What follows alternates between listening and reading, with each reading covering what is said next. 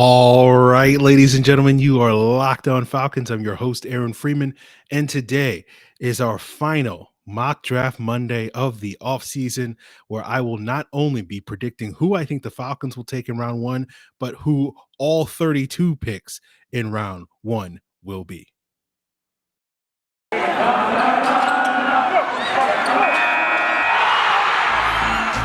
You are Locked On Falcons, your daily Atlanta Falcons podcast. Part of the Locked On Podcast Network, your team every day.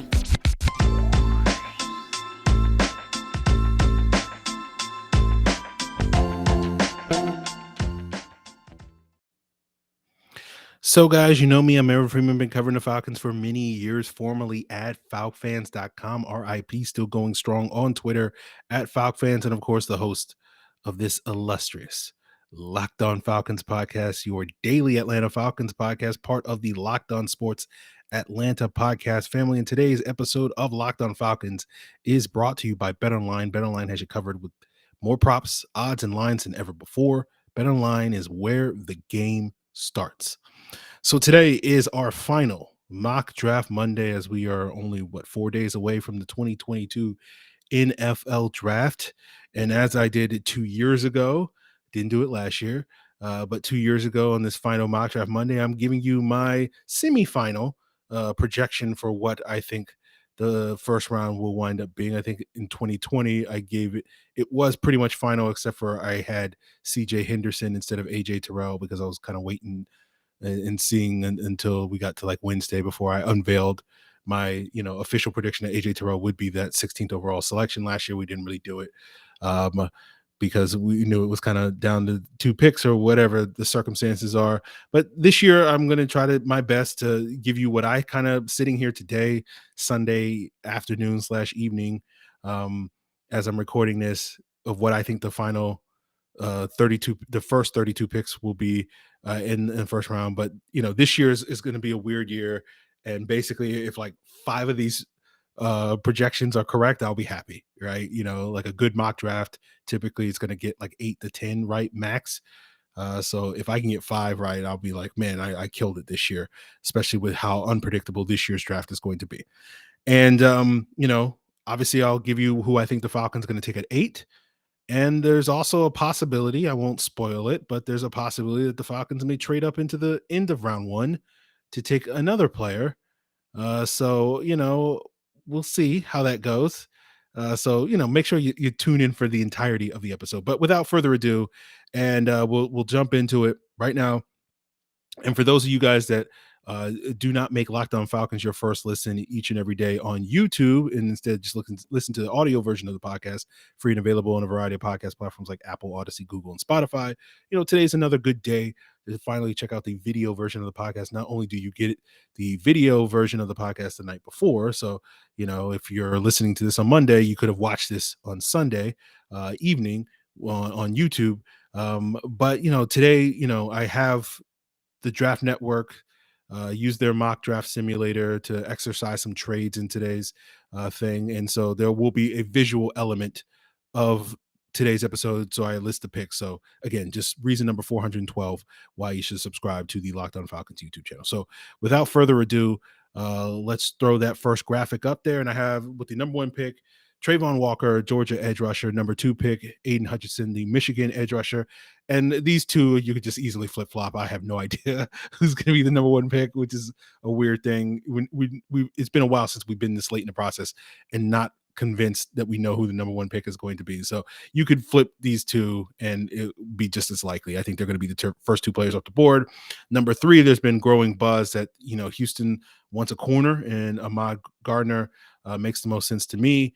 Number 4, I have the Jets taking Kayvon Thibodeau. I could certainly see a world where Thibodeau falls past this point, but there seems to be enough rumors and buzz that the Jets will be willing to pull the trigger on Thibodeau at 4. Number 5, I have the Giants taking the top offensive tackle off the board in Ike Ekwonu. That leaves Evan Neal to fall to the Carolina Panthers at pick number 6. The Giants, they don't get Sauce Gardner. like they want, but they still get Derek Stingley, one of the top corners in this year's draft.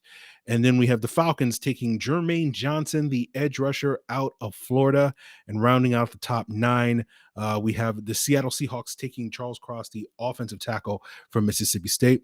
And as we continue today's episode, I will go deeper into sort of my methodology for determining Jermaine Johnson as the pick here at 8th overall selection before we continue the rest of today's episode. But before we get there, guys, I do want to plug that, this week, the Locked On Podcast Network is going to have you guys covered for live coverage of the 2022 NFL Draft. And they'll be hosting from their studios in Dallas with pick-by-pick analysis from the local experts, including myself, as well as various draft gurus. So tune in for all 3 days of live coverage beginning Thursday night, April 28th at 7 p.m. on the Locked On NFL YouTube channel, as well as the Odyssey app. So, guys, I also want to tell you about a product that I've begun taking every day for the last several months, and that is AG1 from Athletic Greens. It's like a multivitamin that you don't have to take a million different pills. All you need is 1 scoop of AG1 with a cup of water first thing in the morning, and your day starts off right. And included in AG1 is 75 high-quality vitamins, minerals, superfoods, probiotics, adaptogens, all in a special blend of ingredients that improve your gut health, nervous system, immune system, boost energy, recovery, and focus throughout the day. So you too can reclaim your health and arm your immune system with convenient daily nutrition with AG1. And making it easy for you to stock up on AG1 is Athletic Greens is going to give you a free year-long supply of immune-supporting vitamin D, as well as 5 free travel packs of AG1 with your first purchase. So when you're on the go, you can still hit up that AG1 first thing in the morning. All you have to do is visit athleticgreens.com/NFL network. Again, that's athleticgreens.com/NFL network to take ownership of your health and pick up the ultimate daily nutritional insurance. So let's move on to picks. Oh, before we move on to picks 10 through 18, let's talk a little bit more about the Falcons selection and why I had them going Jermaine Johnson. I think Jermaine Johnson is one of 5 players that I could certainly see if I was going to place bets on who the Falcons pick at 8 would be. He would be one of the 5. Malika Willis is one of the other ones. Kayvon Thibodeau is another. Jordan Davis is another. And Kyle Hamilton is the 5th of that group. I would probably put the most amount of money on Malik Willis and Jermaine Johnson, in part due to, Thibodeau not being here in this version of the mock, but also because I do think because of the questionable personality concerns, I guess you can call him, with Thibodeau, I don't know if he's going to be the Falcons' cup of tea. I would certainly think in a world where Trayvon Walker, Ike Ekwonu, or Evan Neal fell to the Falcons at 8, they would probably leapfrog to the top of that list, but I don't think there's very likely that we're living in that world, and probably it would be in that order in terms of priority. Those guys would be put: Walker, Ekwonu, and Neal. Kyle Hamilton's interesting because he's a player that we have not spent that much energy talking about. I figured earlier this offseason, I'll get to Kyle Hamilton at some point in April, and circumstances just never really led to a deeper dive on him, and because of that, he's gotten sort of the short end of the stick in terms of this pre-draft talk. So that probably means that he will wind up being the Falcons pick, as it usually goes with that. But if he was the pick, it makes sense because he certainly fits the best player available argument, given that, a lot of consensus boards. I know Arif Hassan has put together one over at The Athletic, and I think Kyle Hamilton's number 2 on that board. He's a local product as well from the Atlanta area. It makes a lot of sense for the Falcons to go in that direction if that is the direction they want to go to. But I still kind of remain skeptical that the Falcons will pull the trigger on Kyle Hamilton, in part due to I don't know if the team wants to go back-to-back drafts using a top 10 pick on a non-premium position like tight end last year and safety this year. I do think that the team wants to see what they have with Richie Grant, and drafting Hamilton could, throw a wrench into that plan. And I was discussing this on an episode of Falcoholic Live last week with Kevin Knight, which is I kind of think if you're going to draft Kyle Hamilton this high, you have to draft him with the intent and purposes of building your defense around him and making him the sort of the centerpiece of this defense. And it's not to sit here and say that I don't think Dean Pease is capable of doing that. I just don't necessarily know if that's a choice that the Falcons are willing to make. Like if they're just going to use Kyle Hamilton like you would use any other safety and not have him line up in the box, not have him be this sort of dime linebacker and use him all over the place again. Again, I think Dean Pease's defense would allow for that to happen, but unless you're fully committed to that as an organization, I just don't see how you can necessarily justify using this high a pick on a safety if you're not willing to do that. But again, he could certainly be the pick, and we'll just sort of see again if he is the pick. It will just basically boil down to best player available, and hopefully the Falcons will then decide to build their defense around him. But I still remain a believer that this team is looking to energize their fan base, and I certainly think a quarterback does that. As I've said several times on the podcast, my hope is that the Falcons won't reach on a quarterback at 8. But as I've said before, I've made peace with it over the last couple of weeks, and I'll understand if they do choose to do that. You'll notice that I did not mention any wide receivers among the 5 players that I could see the Falcons taking at 8, because I just cannot fathom a world where the Falcons are going to take a wide receiver at 8. And that's just not my personal bias. I just can't imagine, I don't know. It probably is my personal bias, but like, it's just hard for me to imagine this team taking a wide receiver, uh, you know, that high when they have nothing else on the roster. So, when it comes to these 5 players, Willis, Johnson, Thibodeau, Davis, and Hamilton, and I know the inevitable questions are always going to be, Aaron, which one of these guys would you prefer? Who would get you most excited? Like, to be honest with you, like, I don't think any of those picks would be bad picks, nor do I think any of those picks are like home run slam dunks and whatnot. I don't think there are slam dunk players in the draft, or at least in this year's draft, especially. And it's harder for me to get hyped for draft picks, because essentially, and we'll probably explore this a little bit deeper as the week unfolds. But like, to me, it's less about one individual pick and one individual player and more about the collective. Like, what will get me excited about this year's draft is not one pick. It's, the Falcons walking away from this draft with like 4 or more quality starters that I would feel really good about. Like, these guys are going to be, real foundational pieces for this team for the next 5 to 10 years. In last year's draft, I only really came away thinking about 2 of their picks, with Pitts and Grant. And so, like, really need to see this draft. To me, what's at stake with this draft is they need to come away with like at least four of those guys, in my opinion, to really feel good about this draft. So this 8th overall selection, to me, is just basically 25% solving 25% of the problem, right? So it's like, to me, give me the 4 guys that we're going to get in the first 3 or 4 rounds that are going to be difference makers for this football team, not just one player and putting it all on that one particular prospect. But that being said, we'll move on from the Falcons pick and we'll get through the rest of the middle portion of round 1. And with number 10, I had the first wide receiver off the board in Alabama wide receiver Jameson Williams. It's just been too much buzz recently that he's going to be the first wide receiver taken, so I had the Jets taking him at 10. At 11, I do have Kyle Hamilton falling to the Commanders at that spot. 12, I have Minnesota taking Georgia monster defensive tackle Jordan Davis. Then I have the Chargers trading up from 17 to 13 with the Houston Texans to get Trevor Penning, the Northern Iowa offensive tackle. In this trade, I had the Chargers giving up a 3rd round pick and getting back a 6th round pick from Houston.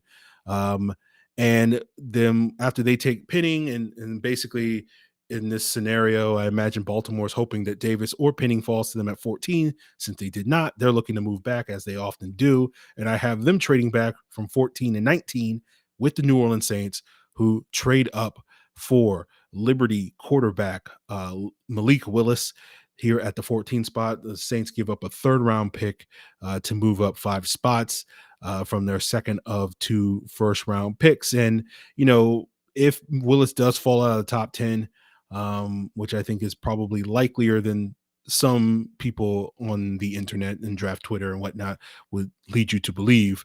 Um, I feel like this 12 to 15 range is probably where someone will go and get him at that point in time. And I feel like the Saints, of the teams left on the board, will probably be the most aggressive to pursue Malik Willis at this point in time. So 15, I have the next wide receiver off the board in Garrett Wilson. Then I have the Saints taking his teammate Chris Olave at 16. 17, with the pick they got from the Chargers, Houston, quote unquote, settles for Utah linebacker Devin Lloyd. And then 18th pick, I have the Eagles taking Purdue edge rusher George Karlaftis with that pick. And we will continue today's episode rounding out round one. And as I mentioned at the top of the show, the decent chance that the Falcons are still going to have an opportunity to get back on the board despite already selecting their pass rusher of the future and Jermaine Johnson at pick 8. So certainly want to stay tuned if you're already looking to tune out of today's episode because you think it's only about the Falcons at 8.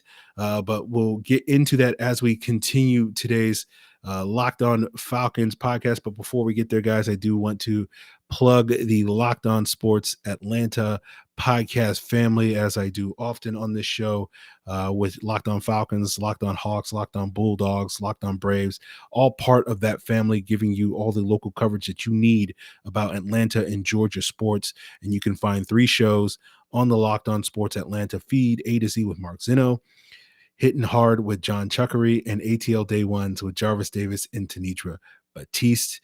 And they are all covering all of Atlanta sports, all of Georgia sports. And you can find all 3 shows on the same feed, Locked On Sports Atlanta, free and available on the same podcast platforms you're listening to Locked On Falcons, as well watching on YouTube.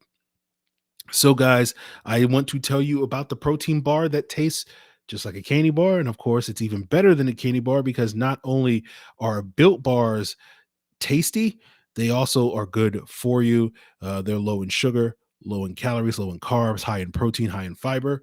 And if you head on over to the website at built.com right now, you can find 2 flavors on sale. That's the mint marshmallow flavor as well as the blueberry muffin flavor. Mint marshmallow are one of their puff flavors. The first protein infused marshmallow and blueberry muffin is much healthier thing to wake up to in the morning than your typical blueberry muffin. Like all Built Bars, mint marshmallow, blueberry muffin are covered in 100% real chocolate, just like banana cream pie is, churro puff, double chocolate, raspberry, cherry barcia, peanut butter brownie, salted caramel, cookies and cream, as well as coconut almond, and much, much more. You can try a mix box or build your own box by heading over to built.com. And when you do, use the promo code LOCK15 and you'll get 15% off your order. That's promo code LOCKED15, LOCKED 15 for 15% off at built.com. So let's close out round one with pick 19. Within the pick they got from the Saints, I have the Ravens taking Washington cornerback Trent McDuffie. Kenny Pickett falls to Pitt, doesn't leave town at pick 20 to the Pittsburgh Steelers. 21, I have the Patriots taking their big monster nose tackle in Travis Jones out of UConn. 22, Green Bay goes for Drake London, the USC wide receiver. 23, I have Arizona taking Boston College guard Zion Johnson. 24, I have Dallas taking Iowa center Tyler Linderbaum. 25, I have Buffalo taking Trent McDuffie's teammate in cornerback Kyler Gordon. 26, Tennessee takes Bernhard Raymond out of Central Michigan, the offensive tackle. The run on offensive lineman continues at pick 27, where Tampa Bay takes Texas A&M guard Kenyon Green. 28, I have Georgia linebacker Nakobe Dean going to the Green Bay Packers. 29, I have Kansas City snatching up Treylon Burks, the Arkansas wide receiver, and then coming back-to-back with Georgia defensive tackle Devontae Wyatt at pick 30. Let me actually put those up on the screen. 31, I have Cincinnati taking Michigan safety Daxton Hill. And here is the curveball for you guys. I have the Atlanta Falcons trading back into round one with the Detroit Lions at pick 32 to take Cincinnati quarterback Desmond Ridder. What's funny enough is when I was using the mock draft simulator over at the Draft Network, they refused. Basically, Atlanta refused to make a trade unless I basically gave them more value to move back. But I had to basically fix the machine to a certain extent. And ultimately, I didn't give this up in the trade in the mock draft simulator. But in reality, I would think that Falcons would give up their second, which is pick 43, their second of the 2/3 that they got, which they got from the Colts, pick 82. You got to have that, synergy. When you get a pick for trading Matt Ryan, you got to give up that pick to go get your quarterback. And then I think they need to get back, like, I don't know, like a 2023 fifth, the Falcons, that is, to make the trade work, or whatever the case may be, to add up all the points, or something like that. So get back a late round pick in next year's draft, or potentially a late round pick in this year's draft. But the mock draft simulator wasn't having it unless I gave up like a 2023 fourth or something like that. So Desmond Ridder, we've been talking, for a while now, that he makes a lot of sense. He's a great scheme fit. The reason why the Falcons would go get their quarterback, you want to get that 5th year option. I do really think, going back to the conversation we had earlier today's episode, that the Falcons want to walk away from this draft with the quarterback of the future. I'm skeptical that this team is going to wait till next year and go after CJ Stroud or Bryce Young or whoever's at the top of next year's draft. Now, personally, my strategy would probably revolve around that. And I would, if I was running the Falcons war room, I would probably be content to wait and see if someone like a Sam Howell or Carson Strong fell to them at 58 or 74 or 82 or whatever the case may be, rather than, going and getting a quarterback. That would be my personal strategy involved. And I would, essentially try to get a quarterback somewhere in the middle rounds this year to give you at least a decent backup. And then hopefully, everything comes to fruition next year with the quarterback at the top of the draft, or whatever the case may be. That would be my preferred strategy. But as I've said a number of times over the last couple of weeks, it's hard for me to imagine this team going all in on Deshaun Watson and then now being patient when it comes to the quarterback situation. Like, they weren't very patient when it came to going after Deshaun Watson. And I don't expect them to suddenly just be like, oh, well, we're going to be patient. We'll wait for CJ Stroud. Those two actions just don't compute with me. Like, they don't necessarily mix to me. So if you're going to be aggressive going into Deshaun Watson, I would expect you to be aggressive going for somebody else. And in this case, that's Desmond Ridder. And I think, if he falls past a certain point in round 1, I do think the Falcons going to be aggressive to try to go get him. Of course, obviously, this is part of the reason why, that notion of the Falcons not being patient and waiting for a quarterback is part of the reason why I kind of think they'll potentially take a quarterback at 8, because this strategy is, you're basically not in control. You're not controlling your destiny at this point in time. Like, you don't necessarily know, but like, you have a little bit more control over which quarterback you can get at 8 if you take that guy at 8, versus hoping that your guy falls past a certain point in the draft so that you can go trade up and get him in the draft. But this is, to me, I think, a viable option for the Falcons. Again, I think Desmond Ridder, if he falls past a certain point, they'll go get him. I do not expect, Malik Willis and Kenny Pickett to fall that far. And if Desmond Ridder doesn't fall that far, again, there's a lot of rumors that he could go somewhere in the middle of the first round, somewhere around pick 16, where the Saints are picking, somewhere around pick 20, where the Steelers are picking. Then I think the Falcons will just wind up settling for Sam Howell or whoever's there in the end of round 2, around pick 58, or beginning of round 3 at pick 74 as their quarterback option. And that's certainly a viable option. But again, I just feel like this team is in a position where they want to go find their quarterback of the future this year and sort of start that process now, as opposed to waiting a year and building up the rest of the roster. Although, again, that's what they said they originally wanted to do. So maybe they do go back to that plan and decide to wait another year. But again, that's what's so hard about figuring out this draft, is because the Falcons draft strategy or offseason plans or big picture strategy has been kind of all over the place this offseason. And, we'll probably get a better idea of what their plan is, after night 1 of this draft on Thursday night. And we'll just sort of see how that goes. But, I don't know.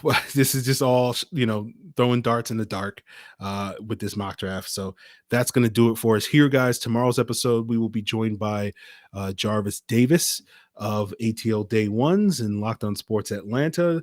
We'll probably get a little bit more in depth on sort of what's at stake for the Falcons in this upcoming draft with Jarvis. And then, of course, later on this week, we'll see if we'll get another guest on before the draft on Wednesday's episode or whatever the case may be. And then, Thursday, it'll probably just be me talking on any sort of recent developments. And then, of course, Friday, we'll just be reacting to what happens. Saturday, we'll be reacting to what happens on day 2. And then, of course, Sunday, you'll be hearing my reaction to day 3. And so, I was joking with my brother when he was asking me, is it a busy week coming up for you? And I'm like, yeah, I got 12 days of consecutive podcasts. This is the only time where you guys, get this much content.